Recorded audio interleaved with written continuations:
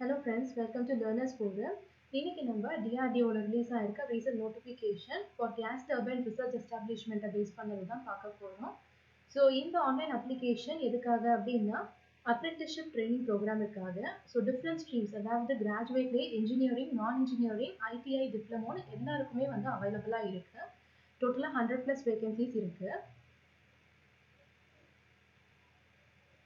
So first engineering ஸ்ட்ரீமுக்கு எடுத்துக்கிட்டோம் அப்படின்னா இதுக்கு யாரெல்லாம் எலிஜிபிள், என்ன டிசிப்ளின் எல்லாம் எலிஜிபிள் அப்படின்றத கொடுத்துருக்காங்க. First mechanical production, industrial production engineering. So இதில் 30 வேகன்சிஸ் அவைலபிளாக இருக்கு. நெக்ஸ்ட் ஏரோநாட்டிக்கல் இன்ஜினியரிங்ல அரௌண்ட் 15 வேகன்சிஸ் இருக்கு.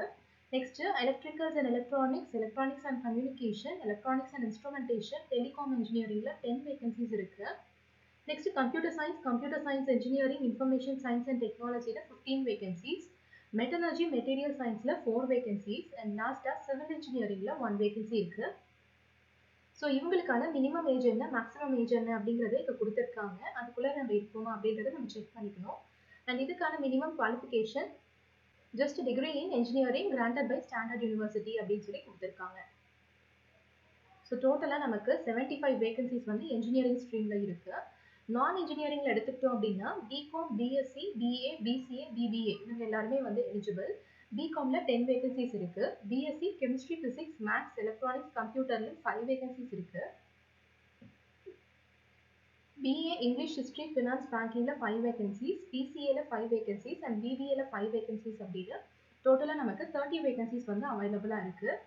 ஸோ இவங்களுக்குரிய மினிமம் ஏஜ், மேக்ஸிமம் ஏஜ் வந்து இங்கே மென்ஷன் பண்ணியிருக்காங்க. அண்ட் குவாலிஃபிகேஷன் என்ன அப்படின்னா again degree from standard university.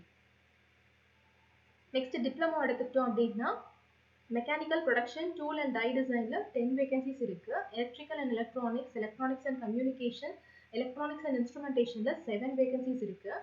Computer science engineering, computer நெட்வொர்க்கிங்கில் 3 வேகன்சிஸ். ஸோ டோட்டலாக 20 வேகன்சிஸ் வந்து அவைலபிளாக இருக்கு.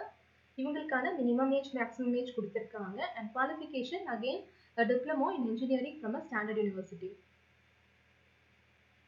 நெக்ஸ்ட் அதே மாதிரி ஐடிஐலையும் அரௌண்ட் 25 வேகன்சிஸ் இருக்கு.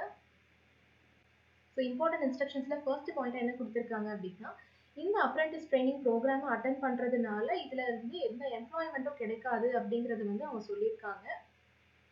ஸோ எவ்வளோ பீரியடுக்கு இருக்கும் அப்படின்னா 12 மந்த்ஸுக்கு வந்து இருக்கும். ஸோ இதுக்கான ரெஜிஸ்ட்ரேஷன் நம்ம பண்ணுறதுக்கு முன்னாடி நாட்ஸ் போர்ட்டலில் நம்ம கண்டிப்பாக ரெஜிஸ்டர் பண்ணியிருக்கணும். அந்த 12 டிஜிட்டை பேஸ் பண்ணி தான் நம்மளால இதில் ஆன்லைன் அப்ளை பண்ண முடியும். அண்ட் எந்த இயர் பாஸ் அவுட் எல்லாம் எலிஜிபிள் அப்படின்னா 2021, 2022, 2023 இந்த 3 இயர்ஸ் தான் வந்து எலிஜிபிள். ஹையர் குவாலிஃபிகேஷன் இருந்தால் எலிஜிபிள் இல்லைன்னு சொல்லியிருக்காங்க.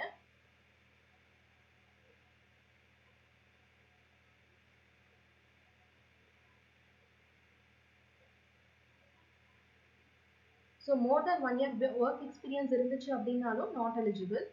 அண்ட் வேற ஏதாவது ட்ரைனிங் ப்ரோக்ராம் வந்து நம்ம அட்டன் பண்ணியிருந்தாலும் அவங்களும் நாட் எலிஜிபிள் அப்படின்னு சொல்லியிருக்காங்க. ஸோ ஸ்டைஃபண்டை பொறுத்த வரைக்கும் இன்ஜினியரிங் ஸ்ட்ரீமில் கிராஜுவேட்டுக்கு 9,000 per month, டிப்ளமோக்கு 8,000 per month அண்ட் ஐடிஐக்கு 7,000 per month சொல்லியிருக்காங்க.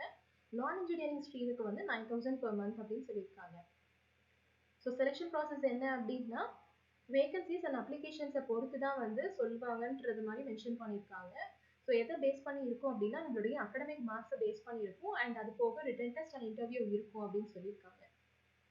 ஸோ இதை அப்ளை பண்ணுறதுக்கு வந்து நமக்கு மார்க்ஸ் பர்சன்டேஜில் தான் இருக்கும். இன்கேஸ் இதில் இருந்துச்சு அப்படின்னா நம்மளுடைய யூனிவர்சிட்டி நார்ம்ஸ் படி இந்த சிஜிபிஏவை வந்து நம்ம பர்சன்டேஜாக கன்வெர்ட் பண்ணிவிட்டு அதுக்கப்புறம் தான் அப்ளை பண்ணணும்னு சொல்லியிருக்காங்க. நெக்ஸ்ட் தேவையான டாக்குமெண்ட்ஸ் எல்லாம் என்ன அப்படிங்கிறதையும் இங்கே லிஸ்ட் பண்ணியிருக்காங்க. ஸோ ஸ்டார்டிங் டேட் அப்ளிகேஷனுக்கு என்னன்னு பார்த்தீங்கன்னா 21st March and last date to apply வந்து 9th April.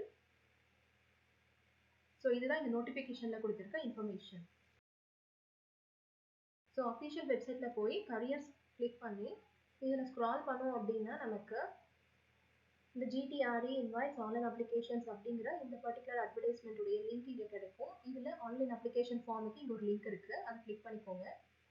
So first time நம்ம ரெஜிஸ்டர் பண்ணுற மாதிரி இருந்தால் ரெஜிஸ்டரை கிளிக் பண்ணிவிட்டு கேட்டிருக்க டீட்டெயில்ஸ் எல்லாமே ஃபில் பண்ணி ஐடி க்ரியேட் பண்ணிக்கோங்க.